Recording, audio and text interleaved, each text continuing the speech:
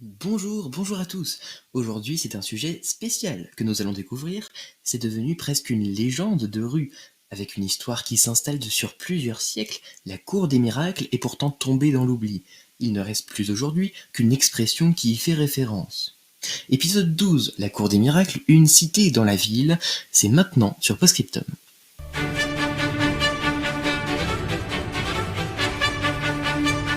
Postscriptum avec Éloi Sainteau.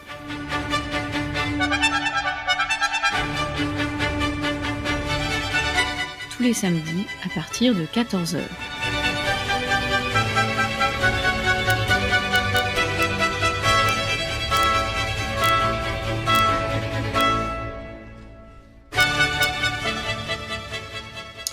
Quand Charles V fait construire une nouvelle enceinte plus grande pour Paris au XIVe siècle, les faubourgs, sorte de banlieue entre ville et campagne, se retrouvent dans la ville, encadrés et piégés par l'enclos du Temple et l'abbaye de Saint-Martin-des-Champs. Ce sont donc à présent des quartiers qui oscillent entre maisons, jardins et terrains vagues, traversés de part en part par le nouvel égout de Paris, le premier de l'histoire, et qui à l'époque était à ciel ouvert. C'est dans ces quartiers-là, au pied de la nouvelle enceinte de Paris, que va se développer petit à petit une sorte d'amas de vagabonds, de réfugiés et de hors-la-loi. En réalité, ce n'est pas une cour ou un terrain vague occupé de crève-la-faim, c'est plutôt plusieurs endroits répartis dans ces quartiers-là. Il y a ainsi, je dirais, une douzaine de clusters, répartis principalement entre les quartiers de la rue Saint-Denis, le quartier de l'Échelle, non loin du Louvre, et dans le quartier de Bonne-Nouvelle. En réalité, toutes les grandes villes en possédaient une. Mais alors pourquoi ce nom ? En fait, cela vient de ses occupants. Les vagabonds, le jour, ils se dispersent dans la ville et travaillent en faisant la manche, et bien souvent pour attirer la pitié des passants, ils simulent des maladies, comme s'ils étaient aveugles, estropiés et tant d'autres choses. Après leur numéro de la journée, retour au bidonville. Et là, d'un seul coup, miracle, une fois la nuit tombée, ils recouvraient la vue, ils n'étaient plus estropiés, leur infirmité avait semble-t-il disparu, certainement grâce à l'opération du Saint-Esprit, sans aucun doute. Imaginez-vous, c'était un spectacle tout à fait saisissant pour les voisins et les derniers passants de la journée. De quoi en vider sa bourse pour les plus crédules et imbéciles. Alors tous ces va-nu-pieds appartenaient en réalité à une sorte de corporation. Ils étaient membres de l'Argot. Et c'était finalement une communauté loin d'être complètement désordonnée, détrompons-nous. Ils avaient des coutumes, une langue, des lois, des taxes, et ils aimaient même un roi chaque année, le grand coësre, aussi communément appelé roi des thunes. La thune en langage argot signifie l'aumône. Alors ce roi commandait à tous les mendiants de France rattachés à la communauté dont l'autorité était déléguée dans les différentes provinces par des cagous. C'est une incroyable organisation politique et qui fait leur fierté et peut-être était-ce aussi en réalité une satire, une moquerie de l'organisation sociétale de la France. Dans la hiérarchie, pour ne citer que les plus importantes professions, nous avons les narquois, de faux soldats simulant des mutilations, des malingreux simulant des maladies, les piètres étant de faux estropiés. On avait aussi dans les rangs des hubins portant un certificat comme quoi ils avaient été guéris de la rage par la grâce de Saint Hubert, c'est dire si ça va loin. Il y avait aussi les orphelins qui attiraient la piété des passants, les prostituées évidemment, et les coquillards, de faux pèlerins portant une coquille Saint-Jacques. Le haut du plateau, la crème, était réservé aux fameux coupeurs de bourses. Les bourses avec de l'argent dedans, vous l'aurez compris, sans méprise. Ces coupeurs de bourses donc profitaient des occasions comme des attroupements ou de la foule, et bien justement pour couper la bourse des passants. Une activité très dangereuse et qui était grassement récompensée. Bref, tout autant de métiers, si l'on peut dire, qui faisaient l'étendue et la diversité d'actions au sein de la grande ville.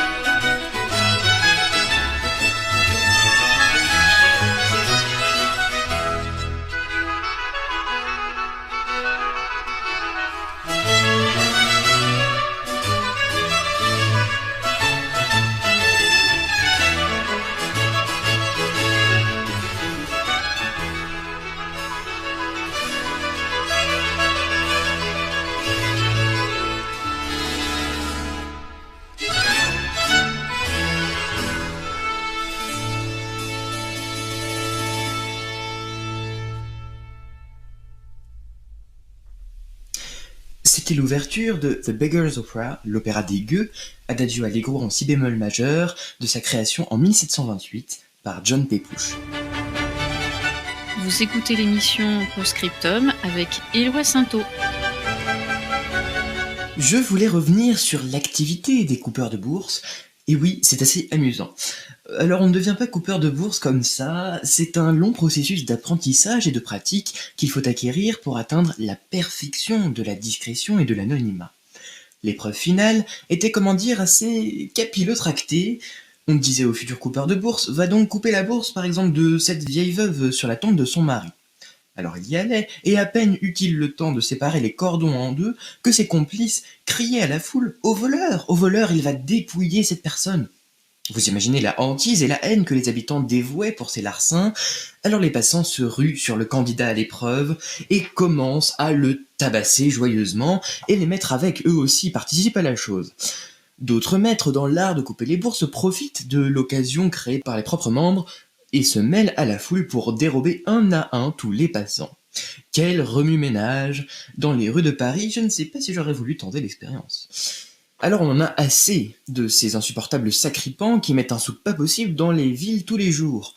Surtout lorsqu'on sait que quand Louis XIII, en 1630, avait voulu faire percer une rue qui transperçait la grande cour des miracles, tous les maçons sur le chantier avaient été lâchement assassinés avant de pouvoir terminer les travaux. Finalement, c'est son fils, Louis XIV, qui va décrasser Paris de sa vermine en instituant l'hôpital général. Seulement attention, ce n'est pas un hôpital de convalescence où l'on se souhaite mutuellement bon rétablissement. C'est le lieu d'enfermement de tous les pauvres mendiants et miséreux, et c'est qu'il y en avait de ces gens-là, arpentant les rues depuis la Fronde, qui avait bien largement ruiné la richesse du pays. On appelait les gardes chargés de les enfermer des chasse-coquins. Mais les miséreux trop malades, eux, étaient envoyés à l'hôtel-Dieu pour être soignés convenablement. L'hôpital général devient par la suite une annexe de l'hôtel-Dieu. Mais Louis XIV ne s'arrête pas là. Il faut éradiquer l'invasion par sa racine. Il engage alors Gabriel Nicolas de la Reynie. Vous savez, nous avons parlé de ce lieutenant général de police chargé de l'affaire des poisons il y a quelques épisodes de cela. Alors lui, il n'y va pas de main morte, vous commencez à le connaître maintenant. Il fait un véritable siège militaire autour de la grande cour des miracles de Paris avec force déployée.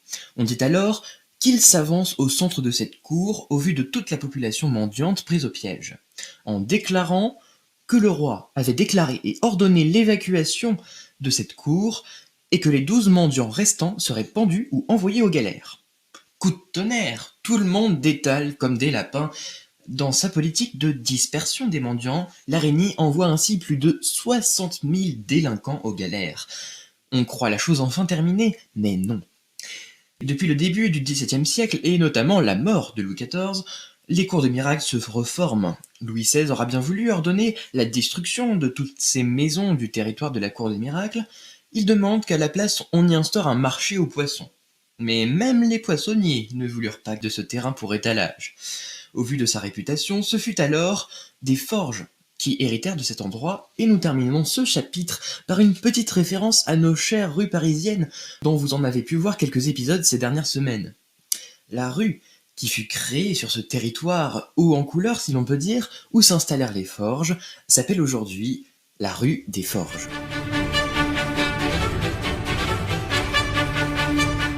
C'était Postscriptum avec Éloi Sainteau. On se retrouve la semaine prochaine pour un épisode qu'on connaît beaucoup moins que la première bataille de Marinant en 1515. Ce sera la bataille de Pavie en 1525 qui coûta cher au royaume de France. Bonne semaine à tous.